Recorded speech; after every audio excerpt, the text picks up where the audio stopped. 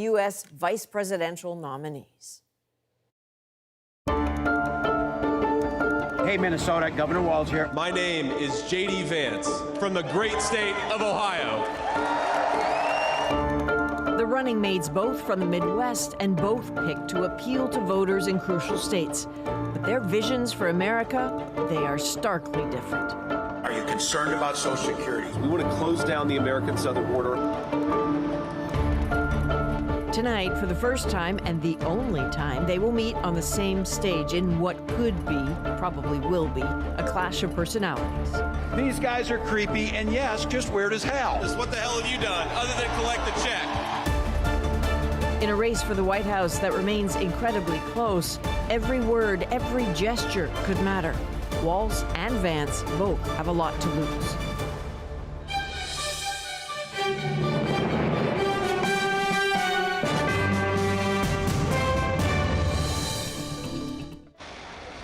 And that is where it will all go down, at the CBS Broadcast Center in New York. So we are counting down the minutes to the top of the hour when Walz and Vance will step behind two podiums and for 90 minutes make their case to the American voters. Microphones, interestingly, will remain hot tonight, so this could make for a heated debate, as it were. A very different view. This is the view in Israel as dawn approaches in the Middle East. Just hours ago, Iran fired what Israel says were nearly 200 missiles, sending people across Israel into shelter. The barrage, an apparent retaliation for the assassination of Hezbollah's leader. The threat of a full-scale war in the Middle East is now closer than ever, and the prospect of that is certainly looming over tonight's debate. So let's talk about that debate, if we can. Chris Reyes is at the CBS Broadcast Center. Chris, walk us through what's happening there now. I'll tell you what the mood is, Adrienne. It's quite chatty. I don't know if you can see behind me. There are clumps, if I could describe it that way, clumps of journalists around a speaker, and that speaker would be a surrogate for either party. And their only job tonight is to come through this spin room and essentially big up their candidate. They're here to tell their record. They're here to say that that candidate has the advantage. And after the debate, they're going to come through this room and say that their candidate won. It's called the spin room, after all. I think you can expect that once the debate gets started, it'll get a little quiet here. But if a moment comes through, even early on, that maybe there's a lot of chatter online, expect that someone will be in this room to talk about it. We've already seen Republican caucus chair Elaine Stefanik come through. Florida Republican Representative Byron Donalds, the Democratic Party chair, was here as well. And Arizona Senator Mark Kelly was talking to media earlier this afternoon as well. Yeah, the tone and temperature in a spin room often says volumes before the analysts have, written their long pieces. What's your sense, or what are you learning about how Walz and Vance have prepared for this?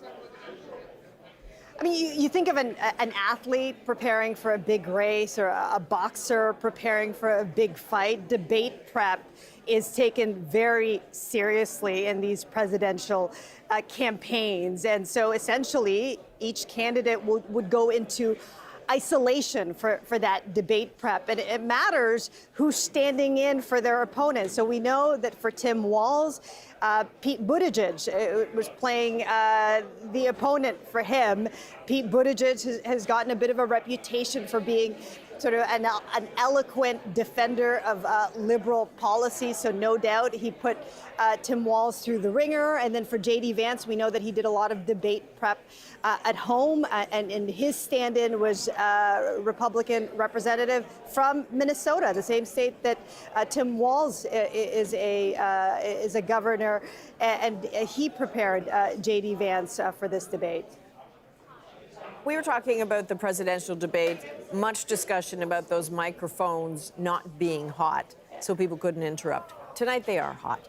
I don't know, does it make a difference? Is it likely to change the dynamic? What are people saying in the spin room about that?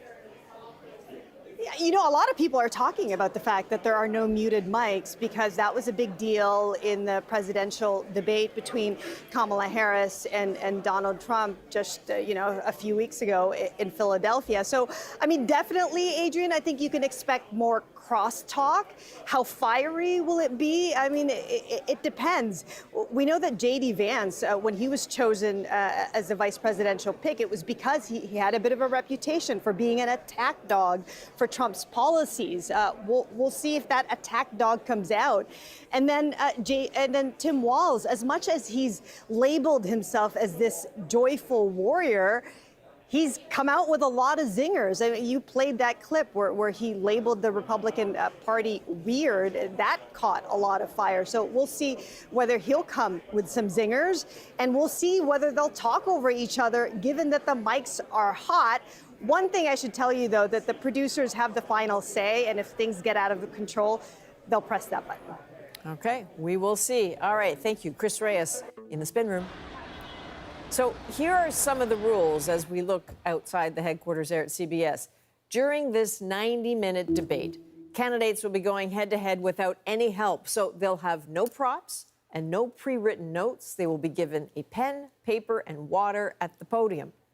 There will be 2 commercials. Those are scheduled for the debate. But Walz and Vance won't be allowed to interact with any of their campaign staff during those breaks.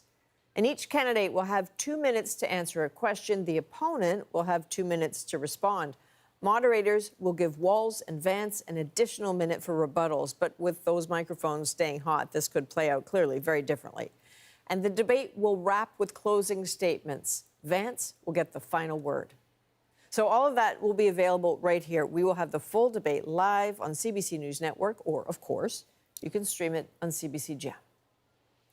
So let's dive more into the issues we expect to hear tonight. A major one comes from J.D. Vance's home state of Ohio after one of the most news-making moments from the presidential debate last month.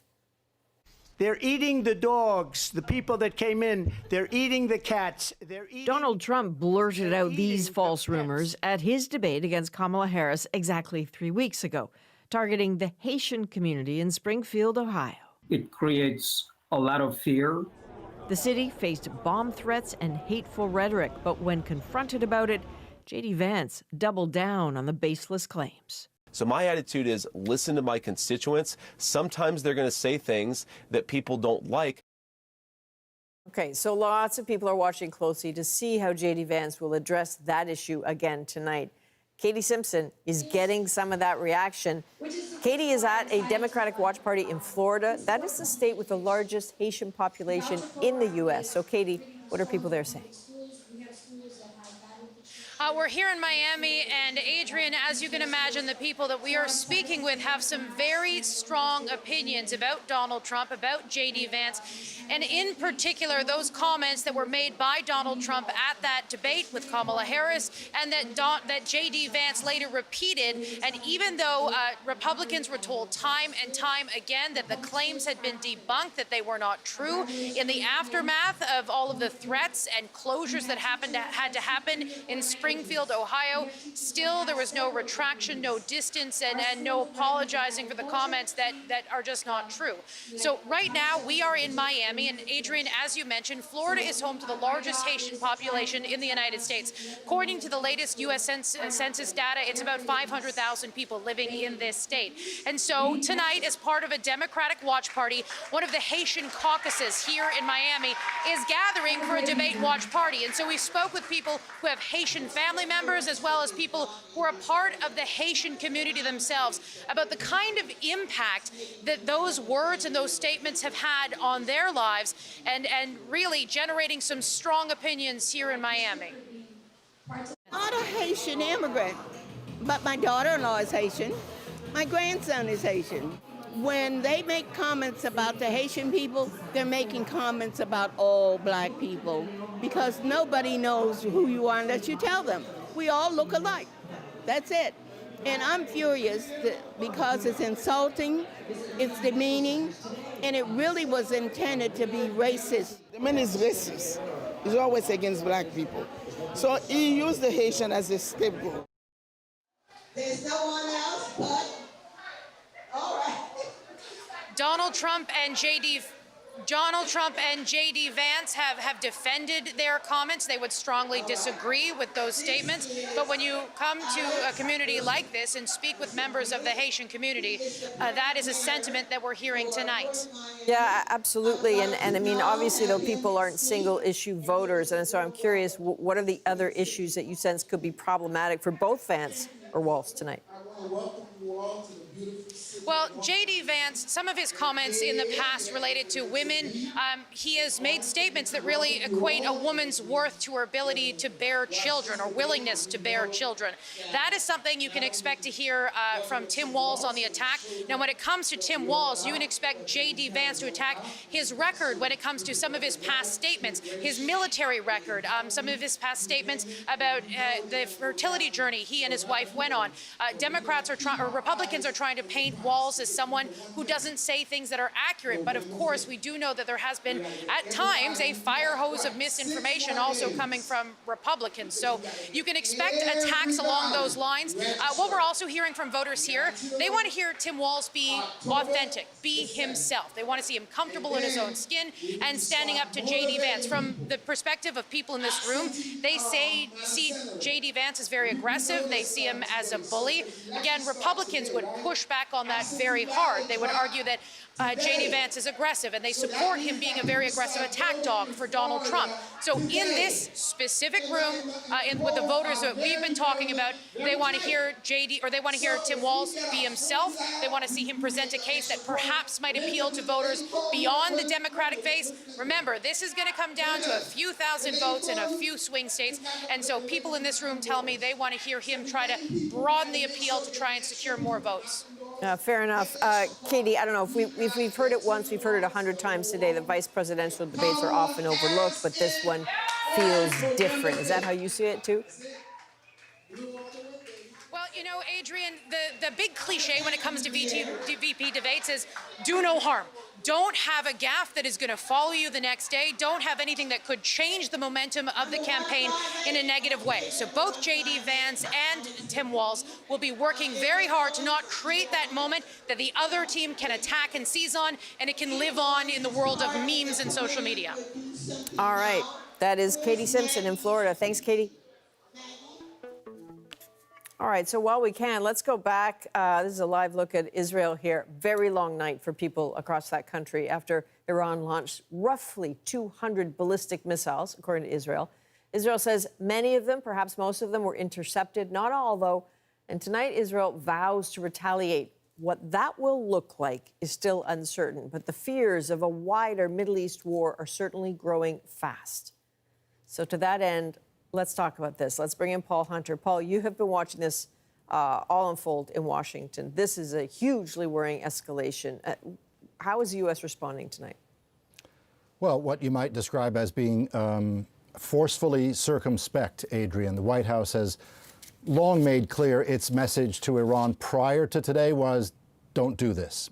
Now it has. So the question, what's the U.S. response now? What ought the consequences be for Iran? That was put directly to Joe Biden today.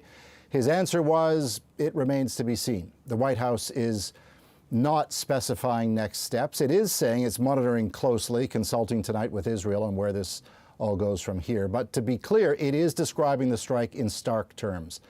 Brazen, unacceptable, a significant escalation with severe consequences, and yet silence for now on what that might look like. The big concern, as you noted, of course, is that this now leads to a broader war in the Middle East and that the U.S. gets drawn into it. Just this week, word that the U.S. is sending a few thousand more troops to the region, along with fighter jets and other warplanes. And the U.S. underlined today it fired interceptors from one or more of its naval destroyers in the area, targeting some of those incoming Iranian missiles. And Biden emphasized Israel has his full support. Look, Biden often makes clear that Israel has no better friend than the U.S., but these are complicated times for the U.S.-Israel relationship. Under Benjamin Netanyahu lately, Israel has acted militarily without giving the U.S. a heads up. More than once, the U.S. has been said to have been blindsided by Netanyahu. The killing of Hezbollah leader Hassan Nasrallah, for example, i.e. the spark for this attack today by Iran. And at the same time, there's an election going on in this country, right, with a ton of big issues and flashpoints, but one of them certainly rests on how things play out in that part of the world. Biden and Kamala Harris have tried to walk the line between supporting Israel, but without putting in too much distance from the Palestinian civilians caught in the middle of Israel's continuing response to the October 7th attacks by Hamas. Whatever happens next by the U.S. after this strike by Iran today, Adrienne, will happen with all of that in mind. Paul, you know, I don't see a world where the CBS journalists tonight aren't scratching out some questions and writing some new ones based on what has happened this evening, some new questions for that debate. What does your gut tell you about how this issue might unfold on that stage? Well, that's a question for the moderators, isn't it? And also for Tim Walz and J.D. Vance, right? Look, it's sure to come up. How can it not, right? Both are well aware that how the U.S. responds to what's playing out in the Middle East matters to a lot of voters, especially a block of voters in one of those battleground states. I'm looking at you, Michigan. There is a great number of Arab American and Muslim American voters in that state who are watching this very carefully. So it matters. As Katie was saying, you know, vice presidential debates don't often swing entire elections, but this one's so close. Won't take much moving the needle one way or the other, perhaps. So this one matters. We know Tim Walz has historically shown a lot of empathy for the plight of Palestinians. He's called the situation in Gaza intolerable. We know J.D. Vance is strongly pro-Israel. I'd be surprised, Adrienne, if it's not the first question. Interesting. All right. Paul Hunter in Washington, I know you're going to watch. We'll talk to you soon. All right, so this is another live look at New York. We are just minutes away from the lone vice presidential debate. You know, it's rarely a marquee event, but this time, just maybe this time will be different. In a race so tight, with an election barely a month away, Tim Walz and J.D. Vance are under pressure to perform and to especially avoid big mistakes. So Ellen Morrow has been digging into the polls and where the race stands tonight. What have you learned? What can you tell us, Ellen? Well, we've said it before. We'll say it again, Adrienne. This is a very tight race. Now, we can start by showing you national polling averages so you can get a sense of it there at home. Now, when you look at them, you see that Kamala Harris is up by a few points overall. She has been. But there's a few caveats to these averages. These polls, of course, have margin of error, so these numbers could be a little bit off. And these are national polls. The data that matters most is from the individual swing states, and that's where things are tighter, and we'll get to that in a minute. But all that to say, when things are this tight, every single moment of a campaign is high stakes, including a vice presidential debate like we're going to see tonight. And some analysts have said this could be more important than past vice presidential debates because as of now, this is scheduled to be the very last debate of this campaign. Now, of course, as you said, it's not the big show. It's not the presidential debate. But vice presidential debates have given us big moments in the past. If you think back to 2020, Kamala Harris versus Mike Pence, Kamala Harris saying, I'm speaking, when Pence tried to speak over her.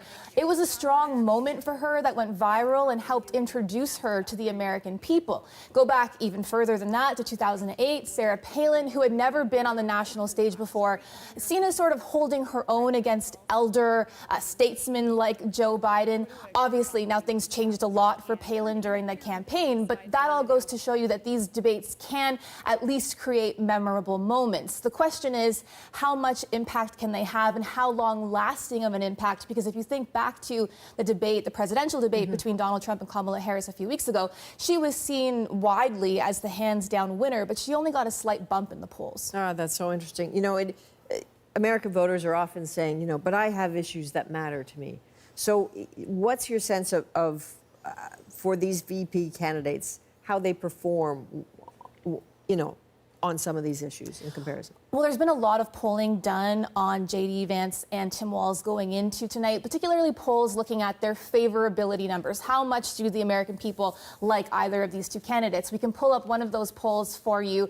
And you see there a slight problem for J.D. Vance. It found that 51% of registered voters had a negative view of Vance versus Walz, whose negative number was about 20 points lower at 32%. Now, that poll also found that over time, Vance has become more unpopular while Walz's popularity has grown. Now, there's obviously been more scandals surrounding J.D. Vance. There were those false and widely criticized claims about Haitian immigrants, calling women without children childless cat ladies. There's been this parade of controversy. So what Republican strategists want J.D. Vance to do tonight is bring the conversation back to the two issues that Republicans believe they're going to win the White House on, and that's the economy and immigration. And here's why. We can show you this poll from NBC News. Now, it shows that Donald Trump has a 9-point lead on who would be better dealing with the economy. That's a big gap, and there's an even bigger gap when it comes to securing the border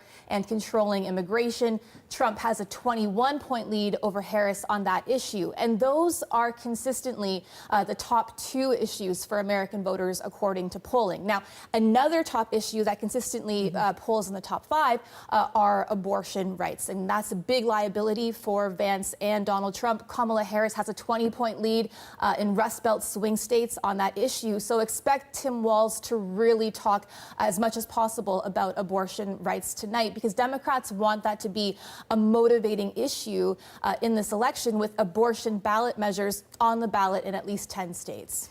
And not just 10 states, right? It's interesting to hear you talk about the swing states, because regardless of the popular vote, it is the Electoral College at the end of the day that's going to matter. So can you walk us through that map to victory for them? That's exactly right. We talk about this every single time, but it really is the key to understanding this whole race. The election comes down to just a few states, and really could come down to just a few thousand votes in just a few places. Now, we'll take a look at those swing states, the 7 swing states. You can see them there.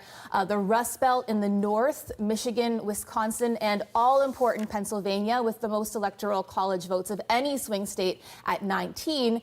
And then you have the Sun Belt in the south, Nevada, Arizona, Georgia, and North Carolina. Now, when Harris entered the race, part of the reason there was so much excitement and so much momentum for Democrats was because polling showed that she put those Sun Belt states back in play. Under Joe Biden, they were basically a lost cause. Now, they still are in play, but places where she had been leading, particularly Arizona, it's now switched. So that's an issue for the Democrats. We can show you this poll looking at Arizona specifically from the New York Times. It has Trump up 50 to 45% over Harris. In August, that number was completely reversed, with Harris ahead 5 points. So you can see how things have tightened in that crucial state, Adrienne. Ooh, we could talk about this all day. All day, all night. Ellen Morrow, thank you very, very much. You're welcome. Appreciate that. So this is a moment as we get closer to this debate beginning. Let's talk with some very smart folks who will be paying very close attention tonight.